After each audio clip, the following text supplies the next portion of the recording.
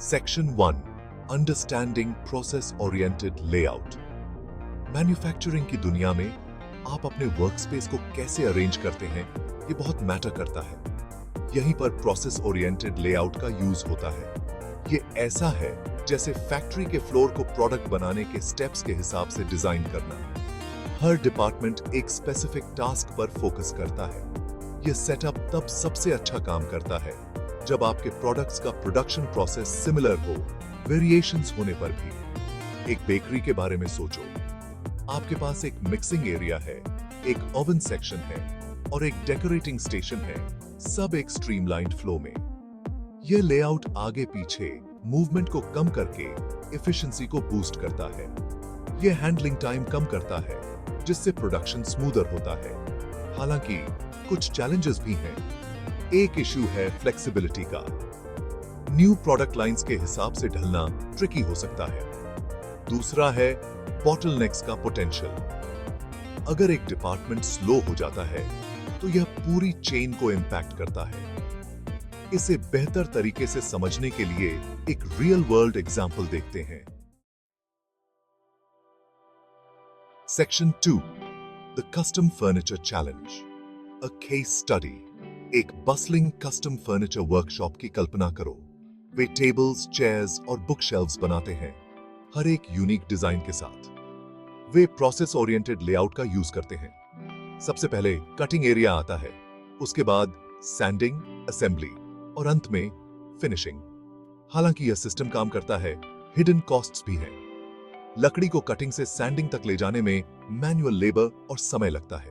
कभी-कभी अलग अलग ऑर्डर्स के पार्ट्स मिक्स हो जाते हैं, जिससे डिलेज होती हैं। वर्कशॉप का मालिक इन हैंडलिंग कॉस्ट्स को कम करना और एफिशिएंसी को बूस्ट करना चाहता है।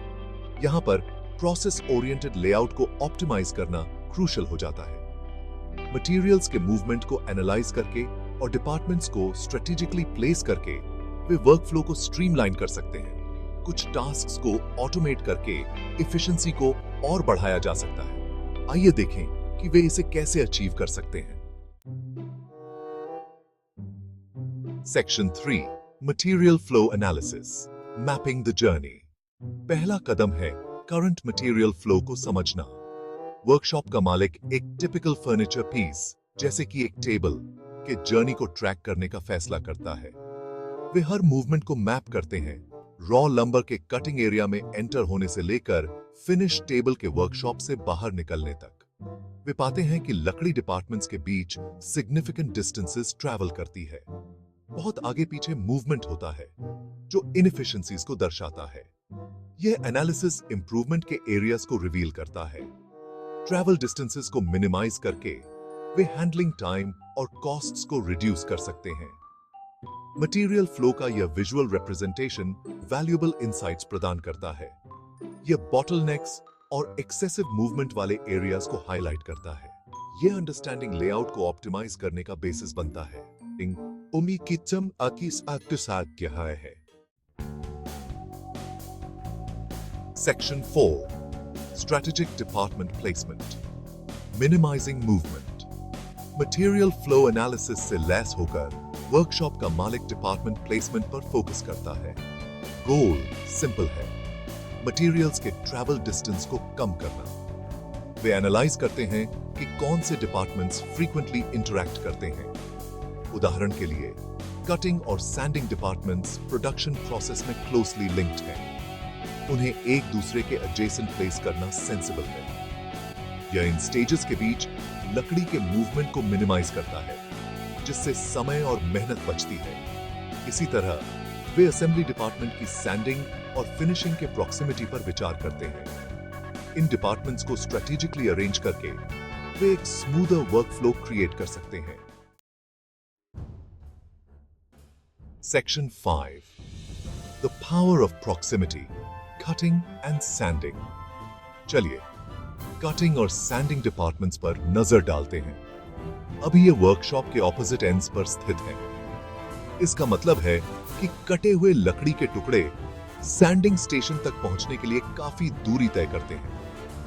वर्कशॉप के मालिक ने सैंडिंग डिपार्टमेंट को कटिंग के पास रीलोकेट करने का फैसला किया। इस छोटे से बदलाव से बड़े फायदे मिलते हैं। अब जैसे ही एक टुकड़ा कटता है, उसे सैंडिंग स्टेशन तक ले जाना आसान हो जाता है, बस कुछ ही कदम दूर। इससे हैंडलिंग टाइम कम हो जाता है और ट्रांसपोर्ट के दौरान डैमेज का रिस्क भी कम हो जाता है।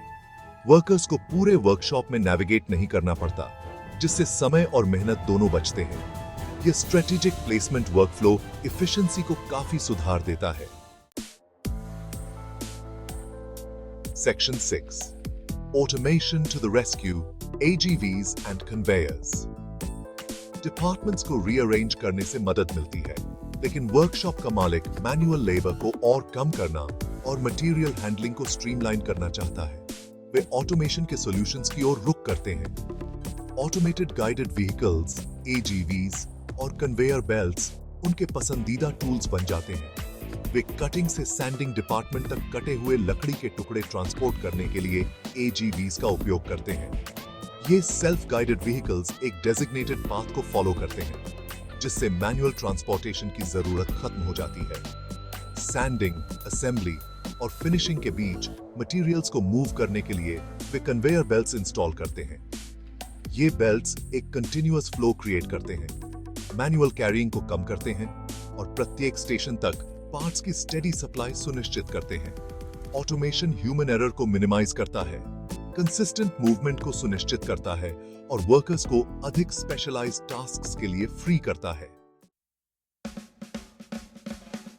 Section 7 quantifiable benefits, cost reduction and efficiency gains.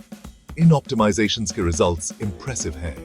Departments को स्ट्रेटेजिकली प्लेस करके और ऑटोमेशन को इंप्लीमेंट करके custom furniture workshop significant improvements achieve करता है। उनका एनालिसिस मटेरियल हैंडलिंग कॉस्ट में 15% रिडक्शन रिवील करता है।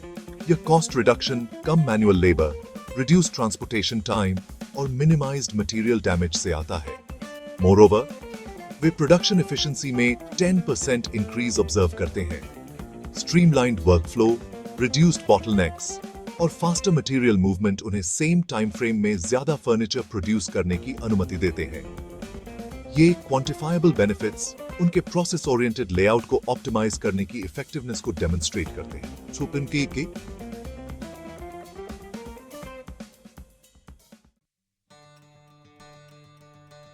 Section 8 beyond the numbers, improved workflow and ergonomics. Benefits सिर्फ नंबर्स तक सीमित नहीं है। वर्कशॉप ओवरऑल वर्कफ्लो में एक सिग्निफिकेंट इंप्रूवमेंट एक्सपीरियंस करता है। मटेरियल्स का मूवमेंट अब सीमलेस और एफिशिएंट है। वर्कशॉप फ्लोर पर कम कंजेस्शन है, जिससे केओस और पोटेंशियल हैजर्ड्स कम होते हैं। मोरओवर, ऑटोमेशन का इंप्लीमेंटेशन वर्कप्लेस एर्गोनॉमिक्स को इंप्रूव करता है। वर्कर्स को अब हेवी वुड पीसेस को लॉन्ग डिस्टेंसेस तक लिफ्ट और कैरी नहीं करना पड़ता है, जिससे फिजिकल स्ट्रेन और इंजरीज का रिस्क कम होता है। यह एक सेफर और हेल्थियर वर्क एनवायरनमेंट में कंट्रीब्यूट करता है। ऑप्टिमाइज्ड लेआउट वर्कर्स पर मेंटल लोड को भी मिनिमाइज करता है। मटेरियल्स का क्लियर फ्लो और रिड्यूस्ड केओस उनके लिए अपने टास्क्स पर फोकस करना आसान बनाता है, जिससे इंप्रूव्ड एक्यूरेसी और रिड्यूस्ड एरर्स होते हैं। किमजेबा हल है। Section 9 continuous improvement, a never ending journey. Process oriented layout को ऑप्टिमाइज करना एक वन टाइम टास्क नहीं है, बल्कि एक ऑनगोइंग प्रोसेस है। कस्टम फर्नीचर वर्कशॉप का मालिक यह समझता है।